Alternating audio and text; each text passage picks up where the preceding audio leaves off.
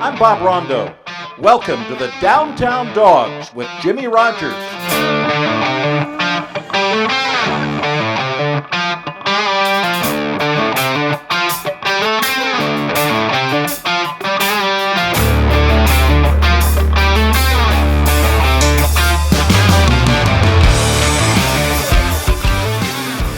All righty, we got Joe Winston Kelly. Yes. The best linebacker in the history of University of Washington. I've been saying it for years, but it was validated last week by Dick Baird. Hey, He's been there for a while. Yeah, that's... We all know Joe Kelly from the Orange Bowl. Yes, yeah. We know he was in the Super Bowl, but that's nothing. That is absolutely nothing. Yeah, Joe Kelly. Pales in comparison, baby. You want to hear something really cool? Joe Kelly has housed over 2,100 kids over the last 2 decades. Kids at risk, abused, neglected children. And now that's rarefied air. You know, it was great. You know, just I think it was a natural fit. My dad had worked with kids, and just so happened the year that I did retire, went home to Los Angeles, and a friend of mine, mother owned group homes. I had a friend of mine that I played with in New York, Pepper Jenkins. He played a couple years, and he went back to LA, and he was working in group homes. So in '93, when I went home, played for the Raiders, he was working in. That's how I got. Because I had no idea what group homes were, So once I retired and went home to my buddy's little housewarming, and his mother-in-law did it, and I knew for whatever reason that's what I wanted to do. I had people asking, did I want to coach? Kind of wanted to get away from football, and went back to Cincinnati, had some properties, and that was in '98. Got it started Cinco de Mayo, 1998, and we've been going, 23 years. Yeah. So that was my first question, was how you got started. We all knew, all your teammates knew that you were bound for greatness. I mean, before you really, I think you're fresh from your freshman to sophomore year. Did you grow a couple inches? And Yeah, I put on a couple pounds. I came here, Jimmy, I was 182. Playing middle linebacker. So high school, you must have been a running back. I was fullback, played fullback and linebacker. I was still, even at 6'1 and a half, 182, I was still probably the third or fourth biggest guy on my team. So when I came here, I was pretty nice size for high school. Then I got here and I seen that the DBs were bigger than me. You were recruited as a linebacker? Yeah, I was recruited. Okay. And who recruited you? So I wasn't a big recruit. I got recruited by University of Oregon, Las Vegas, and Hawaii. That's it. And that's it. So UW they didn't start recruiting me. They actually came down. Trent Walters and Al Roberts came down and watched. They were recruiting another guy on my team, and I had a hell of a game. Yeah. Thank God for that, because I actually verbally committed to the Ducks.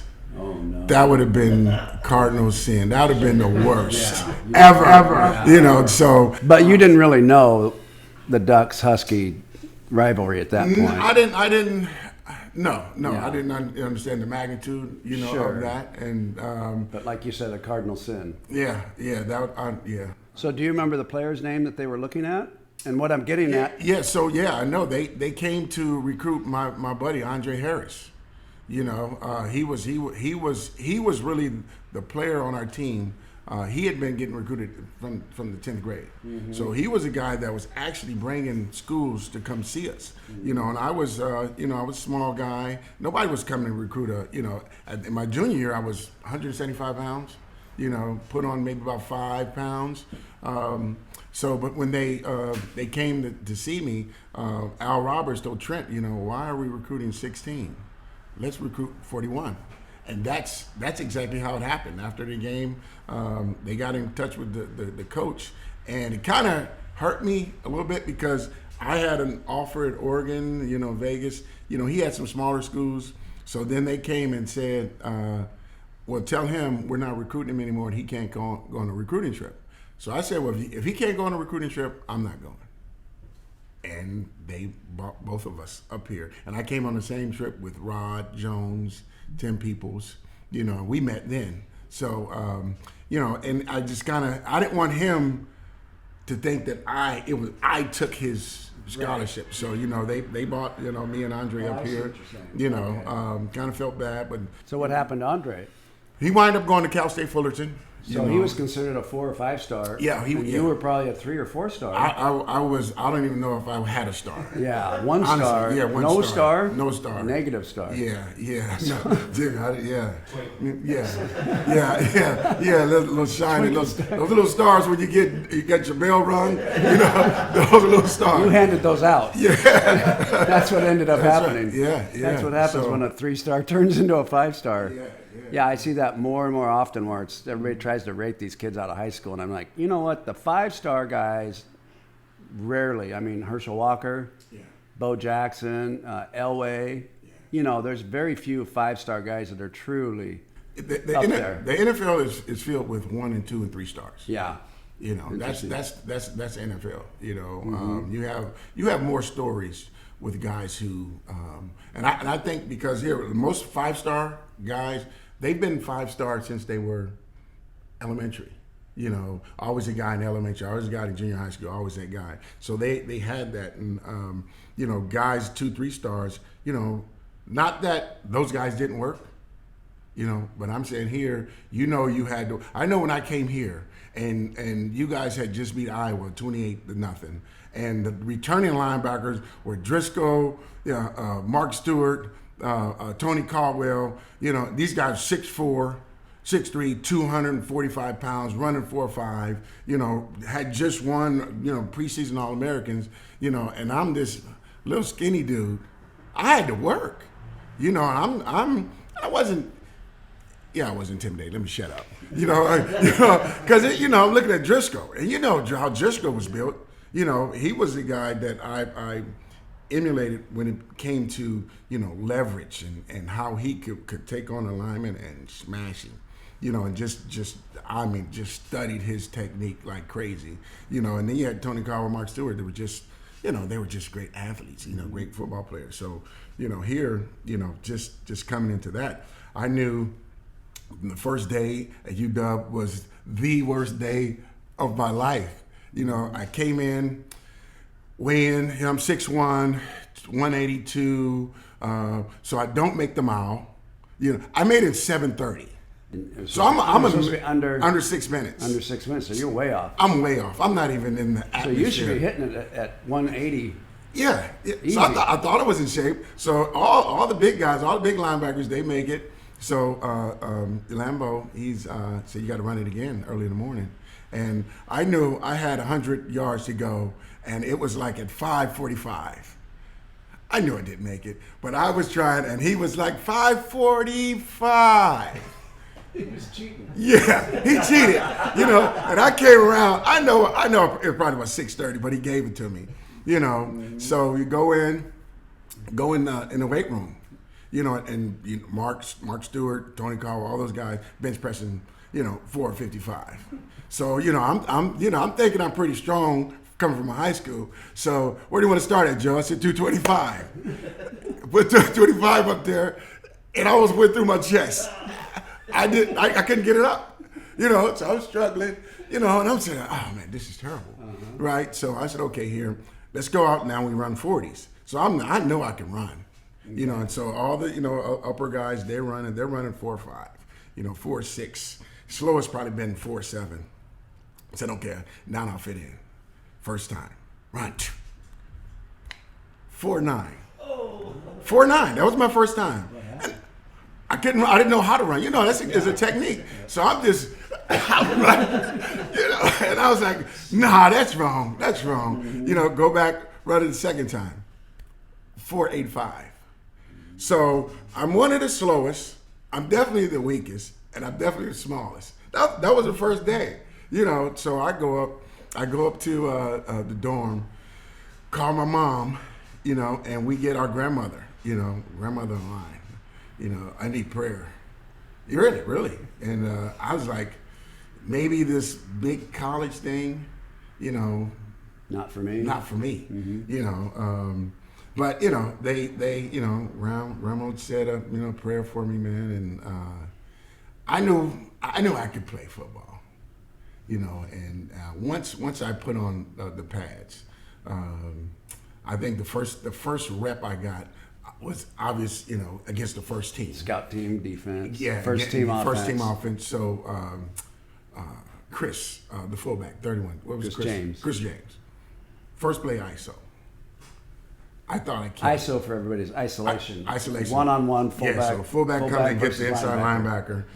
And I was praying that they ran a play like that so I could redeem. I had to redeem myself somehow, and they ran a fullback lead, and I totally annihilated Chris. Now, he didn't just annihilate him, because I've seen Joe on ISOs, and I watched the USC film from your junior, maybe sophomore year, and everybody did their job. The linemen did their job, the defensive line did their job, and the play is constructed to come down to the linebacker and the fullback, and the tailback is going to go one side. Yeah. All the fullback has to do is make you go one way or the other.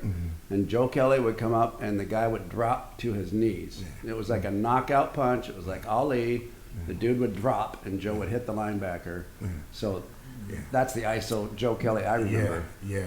And that was my because this guy just started in the Rose Bowl. So here I'm playing, I'm practicing against. These guys beat Iowa. So here, every time I would, get a rep, you didn't get a lot of reps. So I knew every time. It's a Rose Bowl fullback. Yeah, it's a Rose Bowl. It's a Rose Bowl champ. We were preseason number one. We had.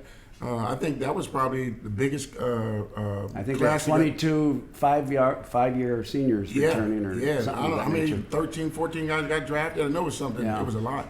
So it was great knowing that I could play with these guys, fit in, and at the same time being able to learn what it was to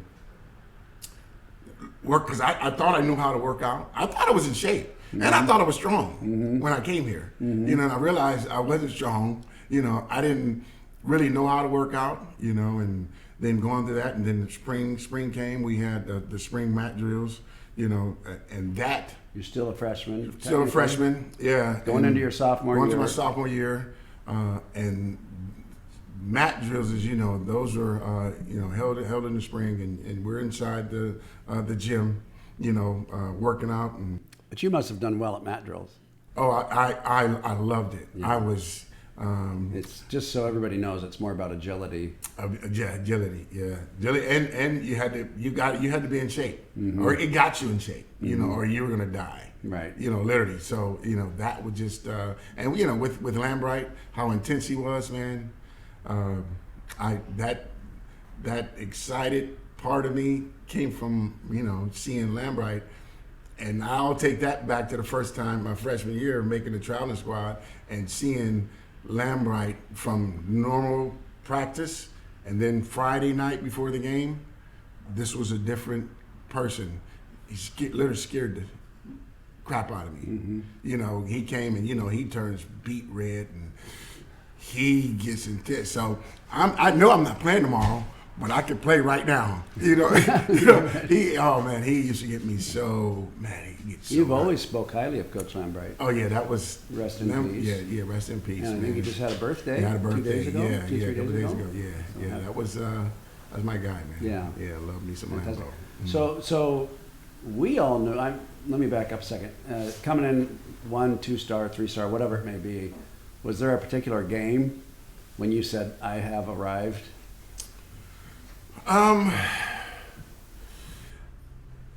It was, my sophomore year, and I was just fortunate to be able to play early because Joe Krakowski got hurt. Okay. Because if Joe didn't get hurt, I don't know how soon I would have played, but because Joe Krakowski got hurt, I can't remember exactly what game, but just getting sophomore in there. Year, though? It was my sophomore year. Okay. And I think I want to say I started maybe the first 5 or 6 games, and before Joe got healthy. But just getting that experience, and just experience of what it was like to run down our tunnel and then actually play. So if you don't mind, real quick, while you're talking about the tunnel, can you compare coming out of that tunnel to? I mean, you played in the Super Bowl. 2 different dynamics. Two different dynamics, but the same. You know, Okay. here, coming down, you know, and getting playing for the Bengals and getting introduced in the Super Bowl is just an unnatural high. But coming down the tunnel, just coming down the tunnel every home game, to me was just. I mean, it would just get. I'm getting fired up right now, you know, really, because it's, you know, first time coming down there, you're a freshman, you don't know, and then we're coming down and we're behind the team, and then, you know, they start the chant, the say who chant, and I don't know, because we didn't practice that. You know, that started in the tunnel. We didn't during camp. Nobody sang that song, and I'm getting that freshman, and it's a pretty good song. Joe's referring to say who, say the dogs Dawgs. ain't bad mother truckers, Yes, right? Yes. So we would start out low. First of all, we would wait. Coach James would make us wait till the visitors got in the tunnel. Yes. Now they have two separate tunnels for both teams. Yeah. Back then, we'd wait till the visitors. Now, when you travel, so everybody knows, the travel squad has 60 people. Yes. But when you're at home, it doesn't matter if you played high school football. Yeah, If you yeah. want to turn out and hang in there, Yeah. you get to dress down in Seattle. So you have 160 people. Yeah, in that tunnel. So You know, Don James, Coach Pease would make sure the visitors got in the tunnel first. We would pack it in right behind them and start the say who chant. Yeah. And the game sometime was over in the tunnel. In the tunnel. In the Yeah. tunnel. You know, you can see how intimidating, you know, they have 60, we're double that numbers coming down there, and they're in the tunnel and we're behind them, and you know, it's like some salivating dogs, man. You know, oh man. You know, and I believe it really, you know, intimidated, you know, some teams. You know, definitely. just hearing that, man. So that was Well, can you imagine some of the teams that came in that weren't, you know, the same caliber? yeah. Oh yeah. And now yeah. they're like, first of all, what are we doing here? Yeah, And then they yeah. hear this chant. Yeah, It's who like, put us what on this the- schedule? Yeah. Let's get out of this tunnel. Yeah, yeah. Get the hell out of here. Oh man, it was. Get you back know, on the bus. Yeah, yeah. It was nothing like it, man. Who It's- was your host that weekend? What player?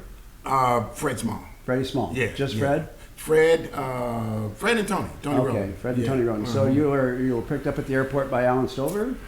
Do you remember? I can't remember. Because you came up with it. Because Alan told me that It might he have picked been up Rod Jones, and Tim Peoples, Yeah. I think Andy Fuyamono. Yeah, Fuyamono. yeah, Andy And was so on you that. must have been, because he would purposely go down I-90 so he could come across 520 Yeah, so the yeah. players could see. See the stadium. And Alan Yeah. would be looking in his rearview mirror, and he said every player was like looking at the Oh my stadium. God, yeah, Oh my gosh, yeah. I'm going to play there, or this Yeah. is where I can play. yeah, yeah. So,